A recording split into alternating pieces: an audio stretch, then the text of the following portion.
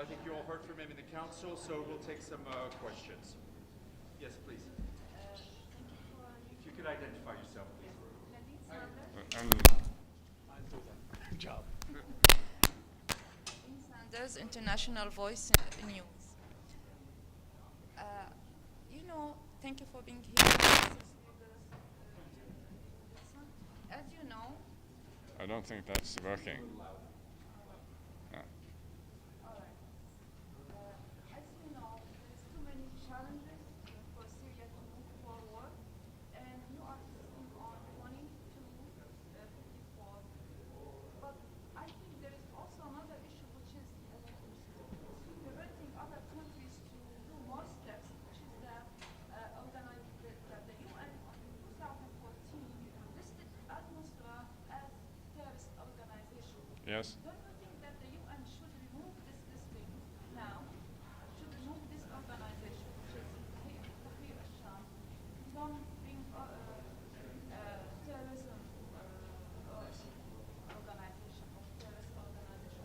Let Tahrir al-Sham be having more legal, international legal law, to have more concepts Okay. to be accepted with other countries.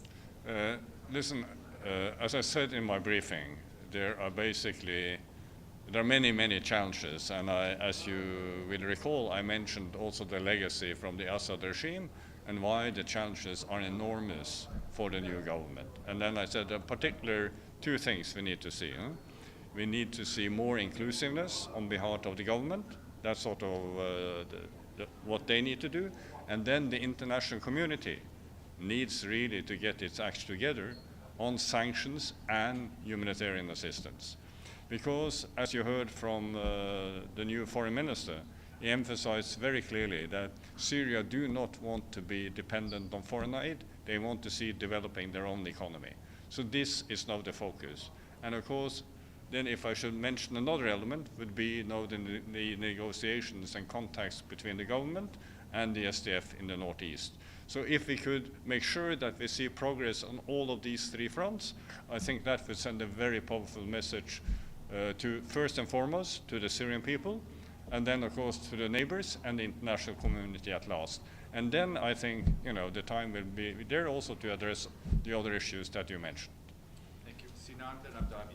Thank you, Mr. Geir Pedersen, for your time today. I have two questions, if you don't mind. First one, have you ever been to Northeast Syria? Because you've been visiting Syria. If I have been to Northeast Syria at all?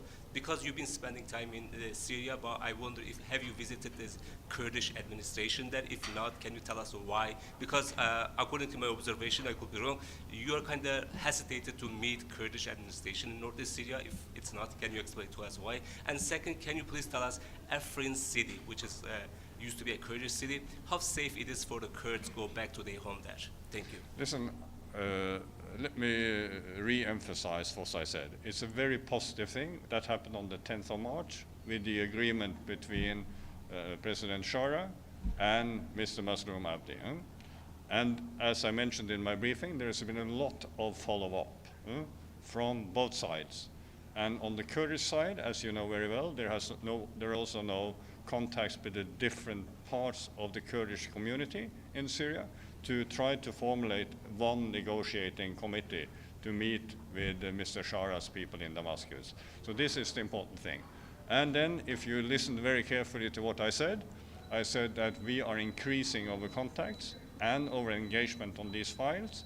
So obviously we will hopefully be able to be supportive of what is now a Syrian process.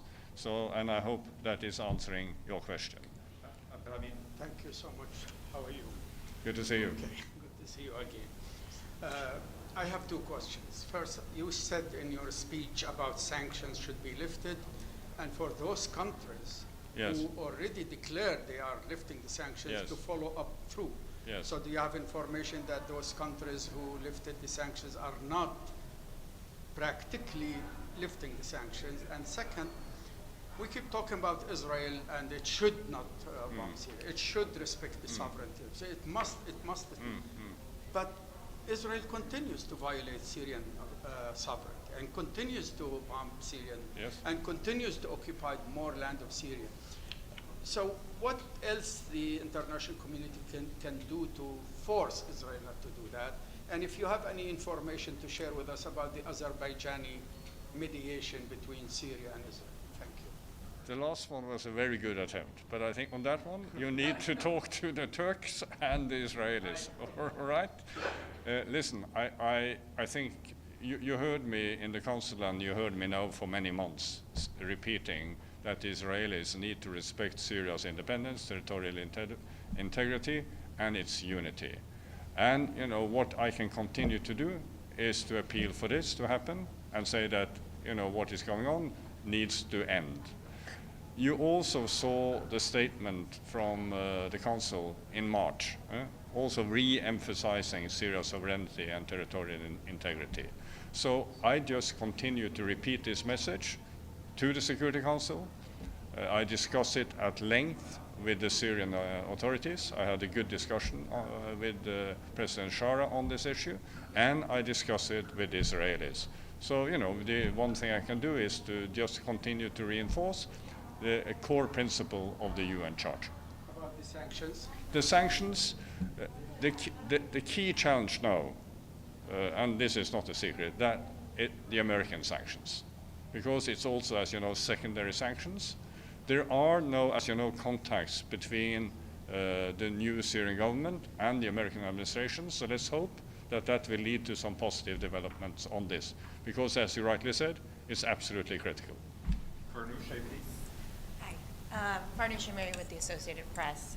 The U.S. ambassador mentioned that while they are seeing the foreign minister and the new government in Syria as a positive step, they would still like more qualified and representative officials in the new Syrian government. Do you agree with that assessment, that the current individuals that are on this interim basis are not qualified or appropriate? Good question. So let me say the following. The new government is an improvement on what was there before, because that was what we call a one-color interim government. This time it's not a one-color. There are different parts of the Syrian society that is actually part of the government. So that progress is welcome. At the same time, as I emphasized in my briefing to the Council, we need to see even more inclusion.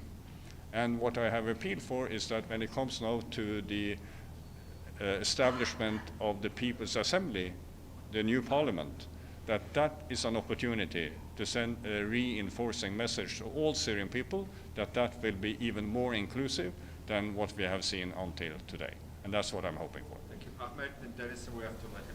Thank you, Mr. Pedersen. Welcome back to New York. I have a question about the sanctions and the U.S. Role. There was some reports circulating that part of the American approval to lift the sanction and recognize the government was to accommodate several hundred thousands of the Gazans that President Trump wished to relocate. And there was a location suggested, which is a tent city by the Turkish border, which used to be a safe zone for the Syrian refugees. What's the validity of this assumption? We're living in a wonderful world where there are all kinds of stupid speculations and fake news.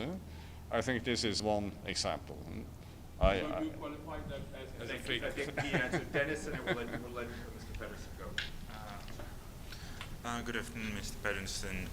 Does the UN intend to oversee the investigation of Syrian authorities about violence that happened in Latakia and Tartus? Listen, we have had a very good dialogue with the authorities on this. I was briefed in quite some detail by Mr. Shara from him, and my team has met with the committee that is doing the investigation.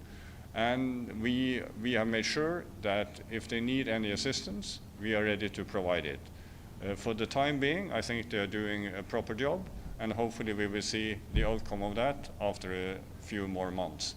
But then, as I said in my briefing, it's important that that is done according to international standards. But just to repeat, we are there to help and give assistance if necessary. Thank you very much. Pleasure. Thank you. Thank you.